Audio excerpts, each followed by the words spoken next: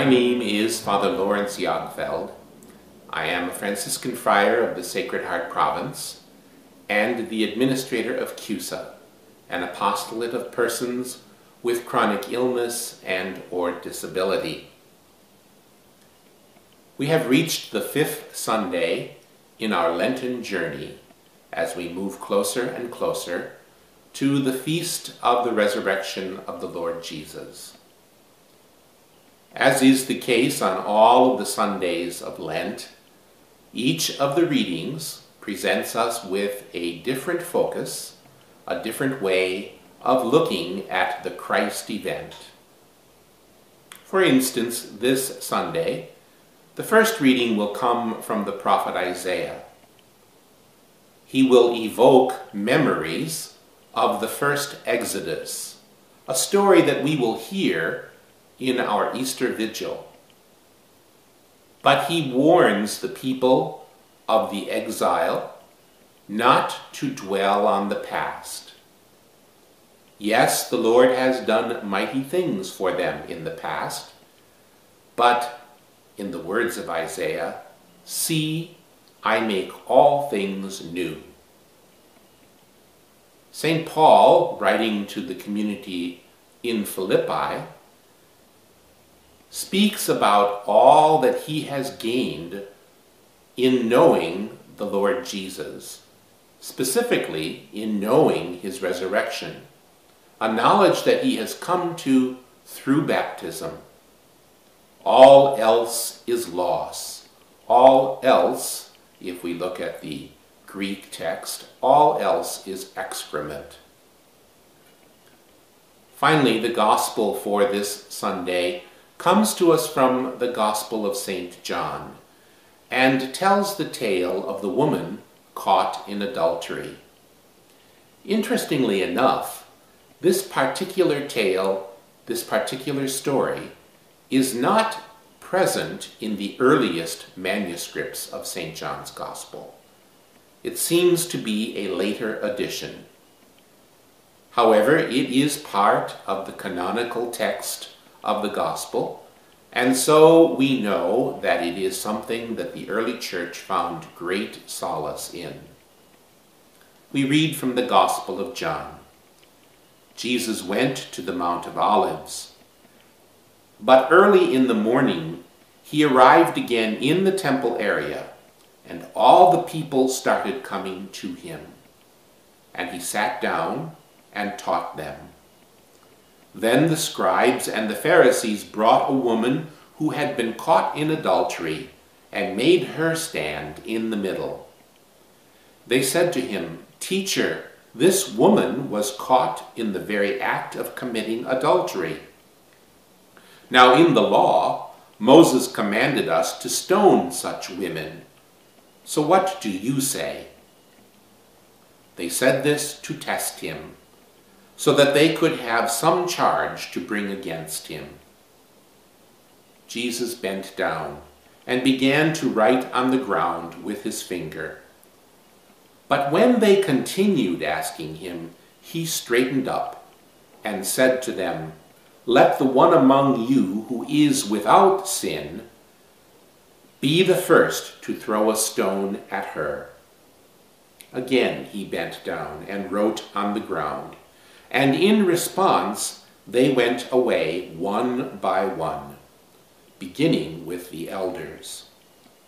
So he was left alone with the woman before him.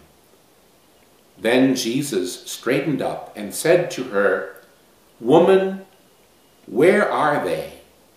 Has no one condemned you?" She replied, "No one, sir." Then Jesus said, "Neither do I condemn you. Go, and from now on, do not sin anymore." St. John records that once again, the scribes and the Pharisees are trying to trap Jesus in his own words. However, the difference here is the question of capital punishment. The law prescribes that this woman be stoned to death for her sin. However, we know, historically speaking, that the Roman Empire had taken away the power to execute criminals or sinners from the Jewish authorities. Now only Rome had that power. And so it is that they bring Jesus, this woman, for judgment. Now, in itself, that tells us that the Pharisees, that the scribes, thought that Jesus was someone who could be a just judge. They wouldn't have brought the woman if they did not regard him as such. However, they were trying to trip him up, because if he simply said the woman was free to go, they could accuse him of not believing in the law of Moses. However, if he told them to go ahead and proceed with her execution, they could then accuse him to Pilate of breaking Roman law. Once again, Jesus skillfully wiggles out of this situation by telling them that the one who is without sin should cast the first stone. Why did these Pharisees bring only the woman? They say that she was caught in the act of adultery. Where is the man? Why are they trying to trip him up? Why are they going about this rather strange exercise in the temple courtyard, which was meant for teaching, not for judgment? All of these questions relate to the technicalities that we find when we are studying the Scriptures.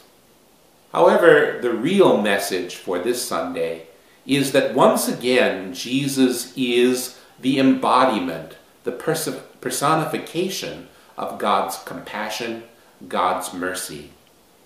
Jesus tells the woman, "Go and sin no more." He recognizes that she is a sinner, but he commends her to God's mercy. All of this will come back to haunt Jesus in the trial that he will face before Pilate and before the high priest. This incident is one that will be brought up in that trial. Jesus is therefore risking his own life by being compassionate, by being merciful. And this is the most powerful part of this gospel. Jesus is willing to lay down his life for our sake. That compassion, that mercy which Jesus personifies, will be seen next Sunday when we read the Passion narrative from the Gospel of St. Luke. We will hear again about how Jesus prays for forgiveness for those who persecute him. Obviously, these readings should ask us to do something new. Isaiah says, "See, I am doing something totally new." We too need to set aside our judgments of one another, to set aside our condemnation of one another, and look for those things that make us the same rather than those things that make us different. We must become the personification of God's mercy, the personification of God's compassion. For more information about CUSA, please go to our website at www.cuson.org.